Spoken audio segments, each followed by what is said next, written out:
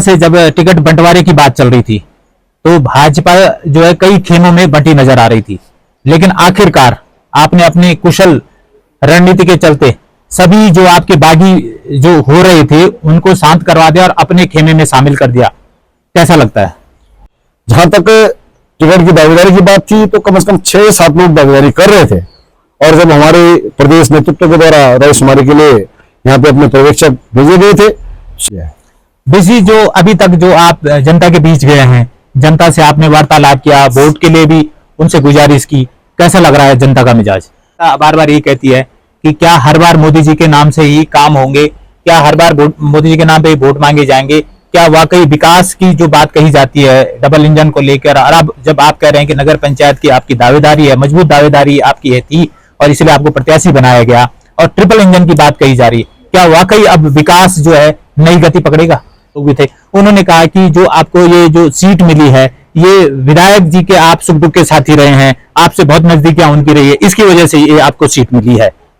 देखिए, निर्दलीय के तौर पर विनोद लाल शाह जी है, वो कहते हैं कि जो पिछले 7 साल और 8 साल का कार्यकाल जो विधायक जी का है, माननीय विधायक जी का इस क्षेत्र में है, उसको वो कहते हैं कि यहाँ पर कुछ हुआ ही नहीं, कुछ ऐसा हुआ नहीं जिससे ये कहा जा सके कि अगर ट्रिपल इंजन लगेगा तो जो विकास है वो कुछ नए रूप में दिखेगा। इस पर क्या कहना है? मैं घोषणा संख्या तक आपको बता सकता हूं कि माननीय मुख्यमंत्री जी की से जो माननीय विधायक जी ने घोषणा करवाई, मैं भी था, तो हमने सबसे पहले फोकस किया कि नगर पंचायत हमारे जो नौ से घनसाली के लिए केंद्रीय विद्यालय की बात बहुत समय से कही जा रही है, और अब जो अन्य लोग सवाल उठा रहे हैं कि ये चुनाव का समय है, इसलिए फिर से जो केंद्रीय विद्यालय का जो ये मामला है फिर से इसको वोट बैंक के लिए उठाया जा रहा है।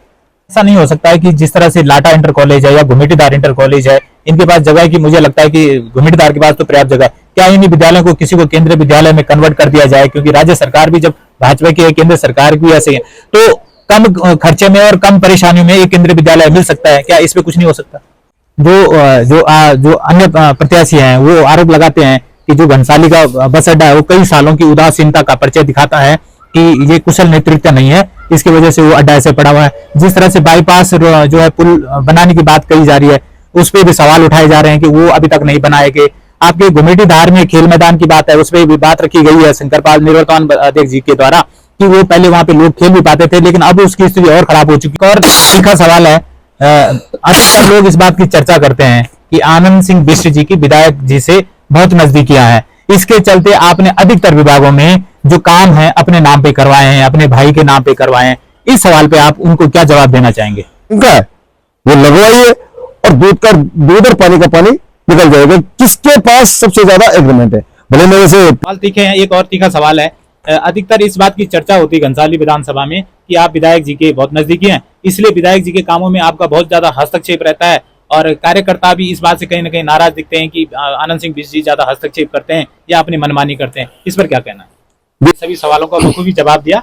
और बिजी बात करते हैं कि घनसाली के लिए आपकी क्या ऐसी रूपरेखा है जिसको देखकर आपको लगता है कि जनता निश्चित तौर पर आपका चयन करेगी और आपको मैंडेट देगी?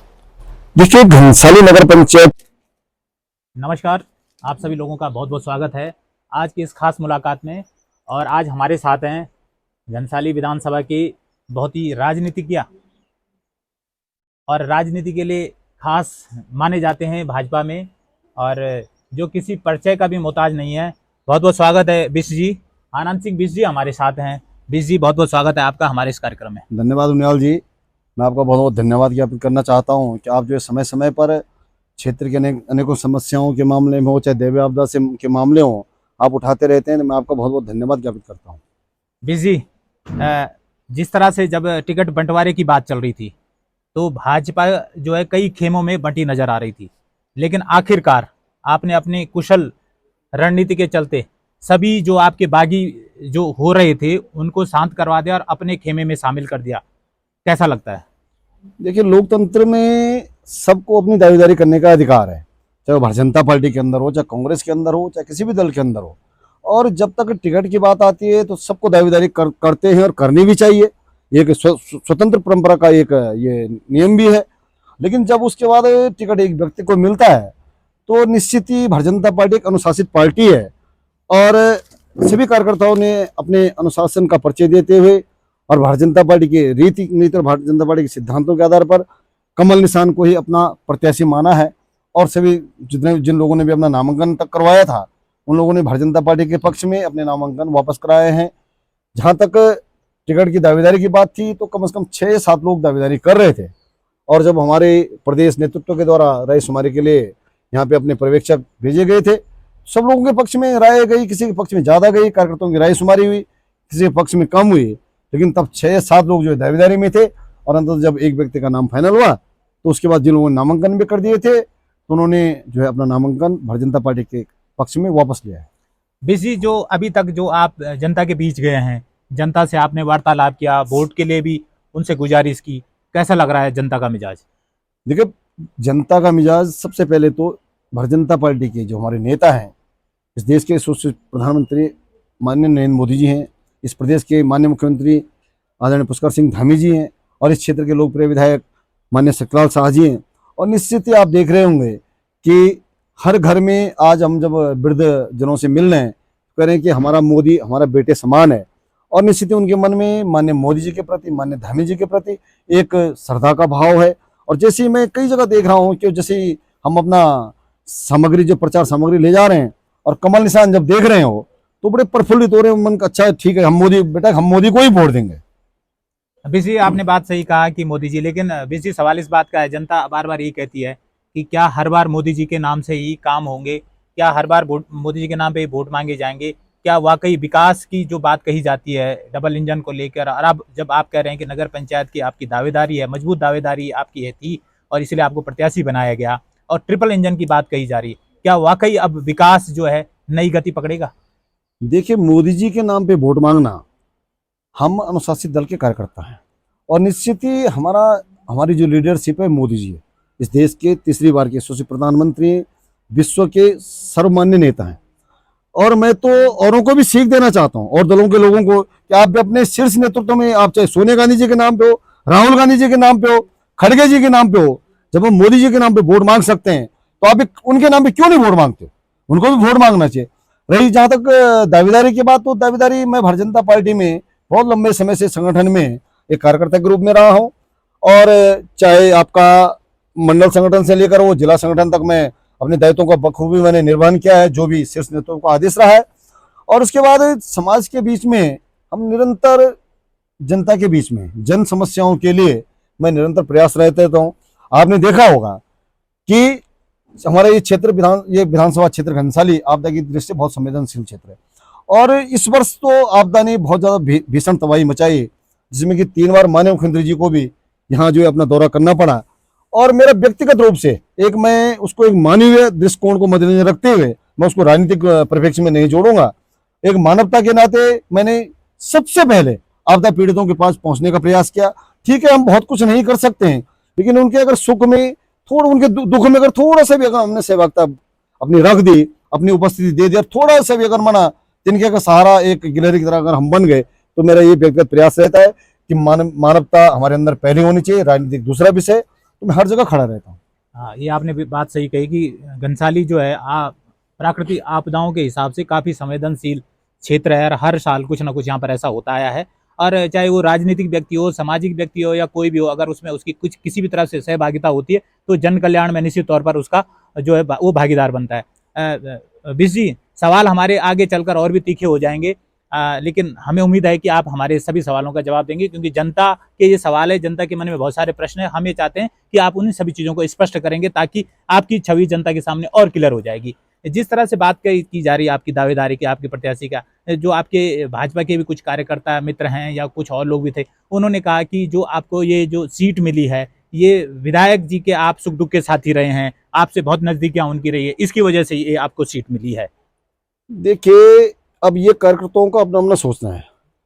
जहां तक विधायक जी का विषय है, जब 2012 में भारतीय जनता पार्टी ने श्रीमान भीमलाल आर्य जी को विधानसभा का चुनाव लड़ाया, प्रत्याशी घोषित किया, तो उस समय भी हमने उसी रूप में भारतीय जनता पार्टी के लिए, मैं बता रहा हूँ कि 2002 से लेकर लगातार आज तक जिस विधानसभा में रहा हो, हमने उस कार्यकर्ता, उस जो प्रत्याशी घोषित हुआ, उसको हमने एक कमल निशान माना, और वही हमने भीमलाल आर्य जी के लिए भी किया, उनके साथ भी चले, लेकिन वो नहीं चल पाए और हम यही स्थिर हैं। उसके बाद सत्यलाल जी को 2017 में पार्टी ने प्रत्याशी घोषित किया।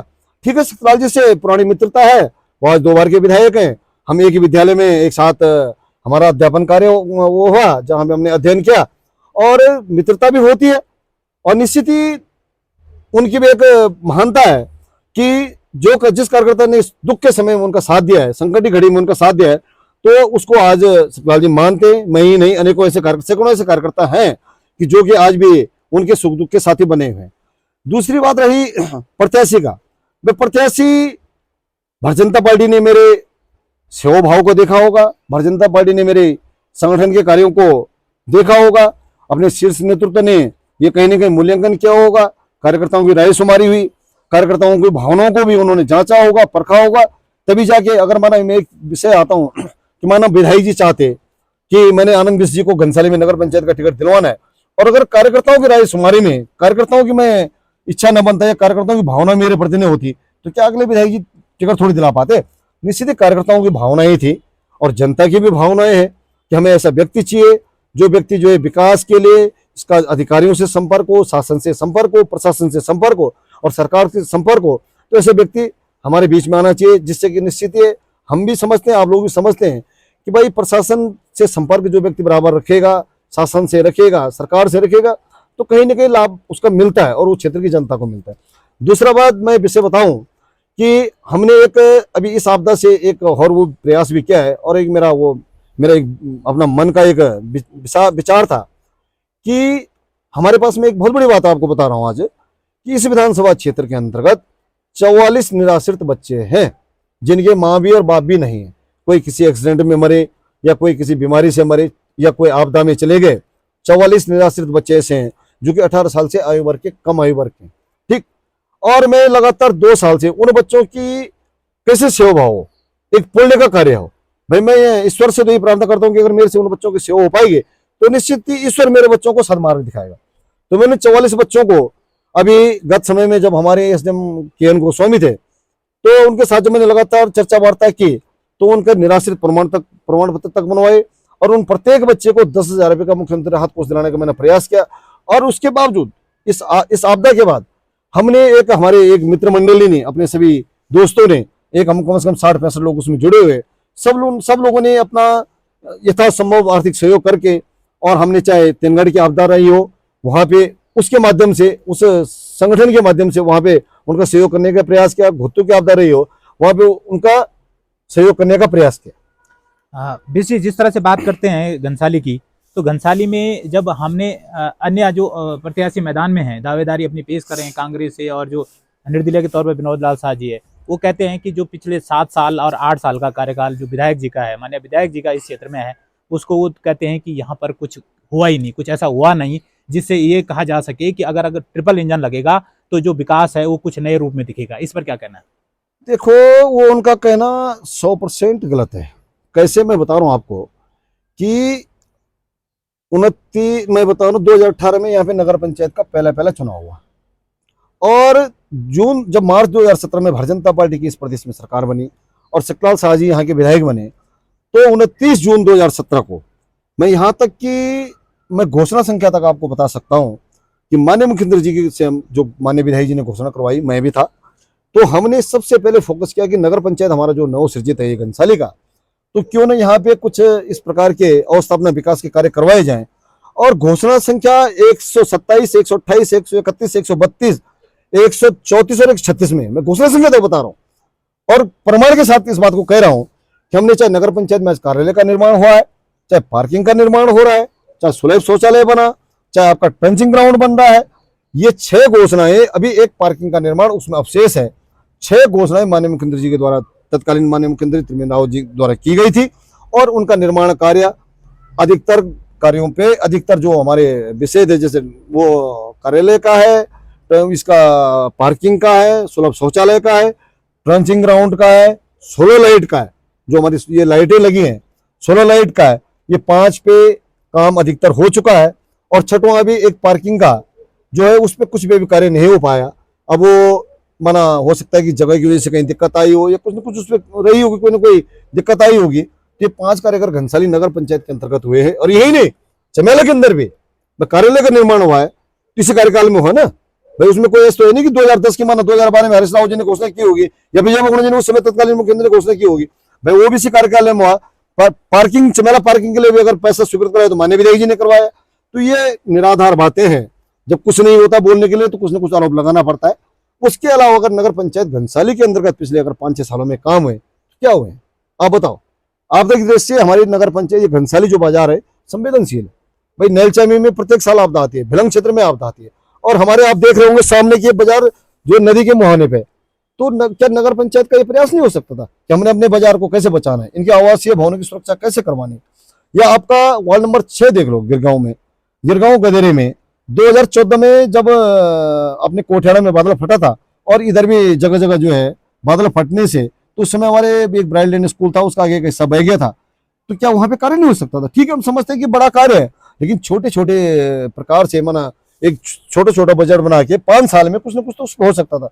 लेकिन ये चिंतन ही नहीं थी, ये चिंता ही नहीं थी। केवल चिंता ये थी कि हम कैसे सोलर लाइटों का लगाएं। वो सोलर लाइट आप आज देख लो, चाहे ब्लॉक रोड पे हो चाहे हमारी सनमंदी रोड पे हो, भाई लाइटें नहीं जल रही। क्यों नहीं जल रही, क्या कारण है?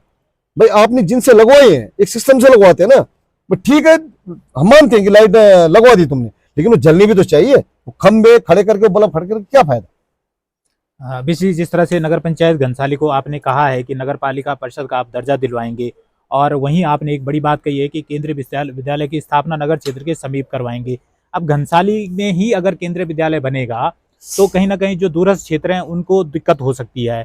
और जबकि घनसाली के लिए केंद्रीय विद्यालय की बात बहुत समय से कही जा रही है, और अब जो अन्य लोग सवाल उठा रहे हैं कि ये चुनाव का समय है, इसलिए फिर से जो केंद्रीय विद्यालय का जो ये मामला है फिर से इसको वोट बैंक के लिए उठाया जा रहा है।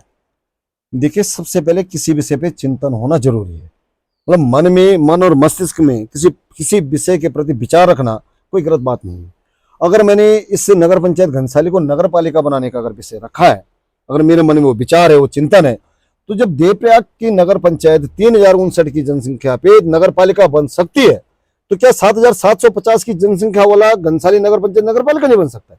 बन सकता है, लेकिन प्रयास करना चाहिए और चिंतन रखना कोई बुरी बात नहीं है। हम केंद्रीय विद्यालय की अगर बात कर रहे हैं, केंद्रीय विद्यालय का जो अर्थ होता है केंद्र में हो, जिससे कि सभी क्षेत्रों के लोग उससे कनेक्ट हो, सभी क्षेत्र के बच्चे उसमें अपना अध्ययन करें। हमारे पास इसके लिए घनसाली के समीप ही जगह है और सिविल लैंड है। अगर हम प्रयास करेंगे तो जब मैंने उसके मानक की जानकारी ली थी, तो मात्र 51 नाली जमीन हमें गैर आवश्यक केंद्रीय विद्यालय के लिए चाहिए, और 51 नाली जमीन हमें आसानी से मिल सकती है। लेकिन उसके लिए थोड़ा प्रशासन से सहयोग लेना पड़ेगा, स्वयं भी थोड़ा सा होमवर्क करना पड़ेगा, थोड़ा दौड़ भाग करनी पड़ेगी, तो निश्चित ये कार्य हो सकता है। अब आज हमारे घनसाली में आप देखिए, कम से कम मैं बता रहा हूं कि अगर नर्सरी से लेकर 12th तक कम से कम 2500 और 3000 बच्चे अध्ययन होते हैं इस घनसाली के अंदर का नाम है। घनसाली पूरी विधानसभा का, पूरे भिलंगना ब्लॉक का मुख्य केंद्र बिंदु है। भाई सब डिविजनल कलेक्टर यहाँ पे, ब्लॉक यहाँ पे, अपने कई डिपार्टमेंट के एक्शन यहाँ पे बैठते हैं, और बैंक यहाँ पे है, भाई सारे नेशनलाइज बैंक यहाँ पे है। तो ये केंद्र बिंदु है। तो क्या केंद्र बिंदु में, अगर केंद्र बिंदु के समीप केंद्रीय विद्यालय खोलना, उसकी अवधारणा करना, उसका चिंतन करना कोई गलत नहीं। बीसी, जिस तरह से बात केंद्रीय विद्यालय की है, केंद्र में भाजपा की सरकार है, राज्य में भाजपा की सरकार है, अगर जनता आपको मैंडेट देती है तो निश्चित तौर पर एक तीसरा इंजन जो है जुड़ जाएगा। तो क्या ऐसा नहीं हो सकता है कि जिस तरह से लाटा इंटर कॉलेज है या घुमिटीदार इंटर कॉलेज है, इनके पास जगह है, कि मुझे लगता है कि घुमिटीदार के पास तो पर्याप्त जगह है, क्या इन विद्यालयों को किसी को केंद्रीय विद्यालय में कन्वर्ट कर दिया जाए? क्योंकि राज्य सरकार भी जब भाजपा की है, केंद्र सरकार भी ऐसे है, तो कम खर्चे में और कम परेशानियों में एक केंद्रीय विद्यालय मिल सकता है। क्या इस पे कुछ नहीं हो सकता? आज से जब हम छोटी क्लासों में पढ़ते थे, तो घुमिटीधार राजकीय इंटर कॉलेज घुमिटीधार एक चर्चित नाम था। और अगर मैं आज से 40 साल पूर्व की बात करूं, तो जहां भी आप चाहे बूढ़े केदार के व्यक्ति को पूछो, नैलचमी के पूछो, पुराने जो हमारे बुजुर्ग हैं, तो कहते थे कि मैंने 8वीं घुमिटीधार से किया, मैंने 10वीं घुमिटीधार से किया। तो उस समय हमारा एक केंद्रीय विद्यालय था। उस जमाने में वो एक केंद्रीय सेंट्रल स्कूल वही बना हुआ था हमारे, क्योंकि वहां दूरस्थ क्षेत्रों के बच्चे वहां पे पढ़ाई करने आते थे। और आज भी मैं आपको एक जानकारी दे दूं कि घुमिटीधार के समीप ही हमारे पास, घुमिटीधार इंटर कॉलेज की जगह अपने आप तो है ही, लेकिन घुमिटीधार के समीप ही हमारे पास काफी पर्याप्त मात्रा में सिविल लैंड है। क्यों ना हम उसको दोनों को डेवलप करके और एक अच्छा सा वहां पे सेंट्रल स्कूल बना सकते हैं, लेकिन उसके लिए प्रयास करना पड़ेगा। जो अन्य प्रत्याशी हैं वो आरोप लगाते हैं कि जो घनसाली का बस अड्डा है वो कई सालों की उदासीनता का परिचय दिखाता है, कि ये कुशल नेतृत्व नहीं है, इसकी वजह से वो अड्डा ऐसे पड़ा हुआ है। जिस तरह से बाईपास जो है पुल बनाने की बात कही जा रही है, उस पर भी सवाल उठाए जा रहे हैं कि वो अभी तक नहीं बनाए गए। आपके घुमेटी धार में खेल मैदान की बात है, उस पर भी बात रखी गई है शंकरपाल निवर्तमान अध्यक्ष जी के द्वारा कि वो पहले वहाँ पे लोग खेल भी पाते थे, लेकिन अब उसकी स्थिति और खराब हो चुकी है। हेलीपैड को लेकर भी सवाल है, इन पर क्या कहेंगे? देखिए, जो बस अड्डे का विषय है, ये भी माननीय विधायक जी के ही प्रयासों से और माननीय मुख्यमंत्री घोषणा के अंतर्गत स्वीकृत हुआ है। ठीक है, अब उसमें कुछ बजट की कमी की वजह से हो सकता है, कुछ विभागीय कमियों की वजह से हो सकता है, निश्चित उसमें कमी है और उसको आज तक पूरा हो जाना चाहिए था। और मेरा पहला प्रयास रहेगा, क्योंकि मैं देख रहा हूँ कि वहाँ पे बस अड्डा अगर एक अपने प्रॉपर सिस्टम में जब तक नहीं बन पाता है तो असुविधाएं भी हो रही हैं और वहाँ पे कभी कभी जाम की स्थिति बनती है। तो मेरा पहला प्रयास है कि मैं उसको बहुत जल्दी ही, बहुत मतलब एक टाइम बाउंडेड तरीके से उसको जो कंप्लीट करा कर वहाँ पे बसों का सुचारू संचालन हो सके, या हमारे स्थानीय लोगों को जो गाड़ी की पार्किंग की सुविधा वहाँ पे मिलती है तो वो हो सके। उसमें तो मैं बता रहा हूँ आपको कि अगर उसमें चिंता करने वाला अगर व्यक्ति बैठा होता तो बस अड्डे के साथ साथ उस बस अड्डे का निर्माण जो है नगर पंचायत अपने कार्य संस्था, अपनी संस्था से करवा सकता था और उसी के साथ वहां पे हमारी पार्किंग की व्यवस्था भी हो सकती थी। चाहे हमारी डबल स्टोरी पार्किंग हो जाती, क्या दिक्कत थी? बजट तो शासन ने देना था ना। डबल स्टोरी पार्किंग हो जाती, उस पर नगर पंचायत का ऑथराइजेशन होता और नगर पंचायत को एक इनकम भी होती। पार्किंग होती, हमारे नगर पंचायत के कर्मचारी वहां पे बैठता, वो पार्किंग का शुल्क लेता और पार्किंग की सुविधा भी हो जाती और जाम से भी निजात मिलती और एक उसके नगर पंचायत की आय बढ़ती। लेकिन इसके लिए चिंतन क्या हो सकता है? बीसी, एक और तीखा सवाल है। अधिकतर लोग इस बात की चर्चा करते हैं कि आनंद सिंह बिष्ट जी की विधायक जी से बहुत नजदीकियां हैं, इसके चलते आपने अधिकतर विभागों में जो काम है अपने नाम पे करवाए हैं, अपने भाई के नाम पे करवाए हैं। इस सवाल पे आप उनको क्या जवाब देना चाहेंगे? भाई, माननीय मनमोहन सिंह हमारे देश के प्रधानमंत्री थे और उन्होंने 2005 में लोकसभा के अंदर एक विधेयक पारित करवाया, सूचना का अधिकार अधिनियम 2005। आप, मैं तो बड़े दावे के साथ कह सकता हूं कि आप आज प्रत्येक विभाग में सूचना अधिकार लगवाइए। जिनको ये शंका है वो लगवाइए और दूध और पानी का पानी निकल जाएगा। किसके पास सबसे ज्यादा एग्रीमेंट है? भले मैं वैसे पैसे से ठेकेदारी करता हूं और मैं आज सिनी में लगभग 2002 से रजिस्टर्ड कॉन्ट्रैक्टर हूं प्रत्येक डिपार्टमेंट में। तो अगर किसी को ये लगता है कि उन्होंने सब कुछ अपने नाम करवाया, ठीक। और मैं एक चीज और बता रहा हूँ, क्या मैंने कहीं पे कोई गलत किया कि हमारा भिलंग क्षेत्र का कोई कार्यकर्ता है, उसके गांव में कोई योजना है या माना उसके गांव में पीडब्ल्यू की सड़क का पुस्ता लगना है और वो मेरे पास आ गया कि भाई साहब मैं अपना रजिस्ट्रेशन नहीं करवा पा रहा हूँ, मेरे पास पैसे की व्यवस्था नहीं है, क्या मैं आपके रजिस्ट्रेशन का प्रयोग कर सकता हूँ? तो मैंने उसकी मदद करने का प्रयास किया। उसमें मुझे कोई संकोच और कोई शंका नहीं है कि अगर मैंने अपने कार्यकर्ता की मदद की है तो कोई दिक्कत नहीं है मुझे। मतलब आपका कहने का मतलब ये है कि अगर कहीं पे भी कार्य ज्यादा अगर आपके पास दिख रहे हैं तो कहीं ना कहीं वो कार्य भले ही आपके नाम पे हो, लेकिन आपने अपने जो कार्यकर्ता हैं उनकी मदद की है कि उनका रजिस्ट्रेशन नहीं था, इसलिए शायद कहीं ना कहीं उनकी मदद करने की आपने कोशिश की है। 50% से ज्यादा मैंने अपने कार्यकर्ताओं की मदद की है और उन कार्यकर्ताओं की मदद की है जो कि रजिस्ट्रेशन कराने में सक्षम नहीं थे, क्योंकि रजिस्ट्रेशन कराने में प्रक्रिया लंबी है, कई उसमें मानक है, कई नियम है। तो निश्चित ही मैंने उन कार्यकर्ताओं की मदद करने की कोशिश की और वो कार्यकर्ता आज ऐसा नहीं है, वो भावना, उनकी भावना इसलिए मेरे साथ जुड़ी हुई है कि ये समय पे हमारी मदद करता है। अभी इसी सवाल तीखे हैं, एक और तीखा सवाल है। अधिकतर इस बात की चर्चा होती है घनसाली विधानसभा में कि आप विधायक जी के बहुत नजदीकी हैं, इसलिए विधायक जी के कामों में आपका बहुत ज्यादा हस्तक्षेप रहता है और कार्यकर्ता भी इस बात से कहीं ना कहीं नाराज दिखते हैं कि आनंद सिंह बिष्ट जी ज्यादा हस्तक्षेप करते हैं या अपनी मनमानी करते हैं। इस पर क्या कहना है? देखिए, भारतीय जनता पार्टी का जो एक वैचारिक कार्यकर्ता होगा और एक विचारवान कार्यकर्ता होगा, वो भली भांति आनंद बिष्ट को भी जानता है और भली भांति माननीय विधायक जी को भी जानता है।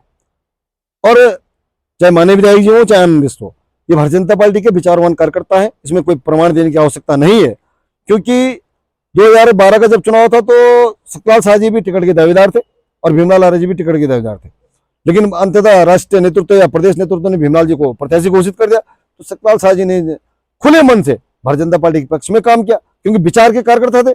भाई, ये कार्यकर्ता नहीं थे कि साहब मुझे टिकट मिलेगा तो मैं भारतीय जनता पार्टी का हूँ, टिकट नहीं मिलेगा तो मैं फिर बगावत करके हट जाऊंगा।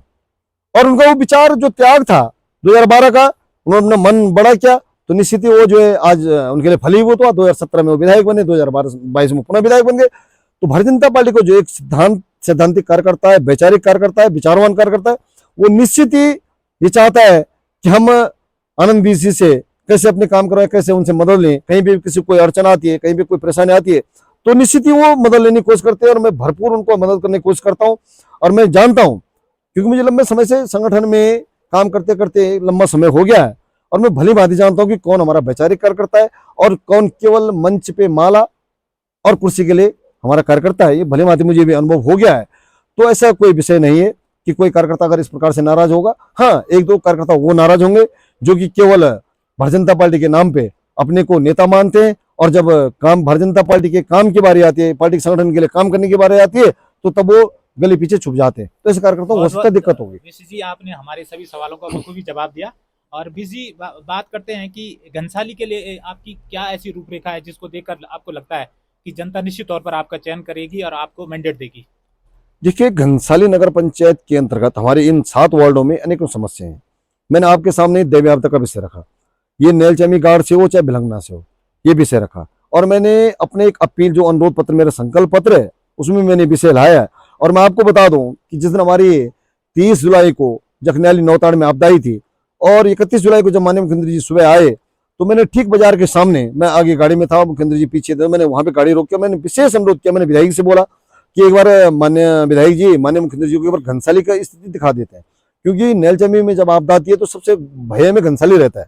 तो मैंने माननीय मुख्यमंत्री जी को ठीक सामने रोक के और उनको यहाँ की स्थिति दिखाई। उन्होंने उस समय डीएम साहब को बोला कि इसका तुरंत मुझे एस्टिमेट भिजवाओ। और मैं आपको बता रहा हूँ कि आज इसका 8 करोड़ रुपए का एस्टिमेट मेरे प्रयास से हो और माननीय विधायक जी के विशेष प्रयास से शासन में पहुंच चुका है, ताकि हमारा घनसाली बाजार सुरक्षित रह सके। दूसरा, हमारा जो गिरगांव गदेरा है, भाई गिरगांव गदेरे में हमारे लोग तो हैं वहां, भाई हमारे भाई बहन तो हैं, हमारे इस नगर पंचायत के निवासी तो हैं, तो उनका जो वहां पे आवासीय भवनों का जो सुरक्षा का कार्य है, आज आप उस गदेरे में जरा जाइए, उस गदेरे की स्थिति देखिए। ऐसा लगता है कि गाँव की स्थिति ठीक है, उस गदेरे की स्थिति कितनी खराब है। क्या पिछले 5 सालों में उस पर चिंतन नहीं हो सकता था, लेकिन प्रयास इस प्रकार का नहीं हुआ कि कुछ उनके बारे में सोचा जाए, उनका भी कुछ भला किया जाए। तो मैं उसके लिए, ये मेरे बहुत शीर्ष प्राथमिकताओं में विषय है कि मैं इन विषयों के लिए निश्चित ही काम करूंगा। और जनता मेरे काम को जानती है, जनता मेरे एक्टिविटीज को जानती है कि मैं उतना ही बोलता हूँ जितना मैं कर पाता हूँ, और मुझसे अधिक बोलने का प्रयास न करता हूँ और न मैं बोल के आया। बीसी, क्या अपील करना चाहेंगे आप घनसाली के वोटरों से?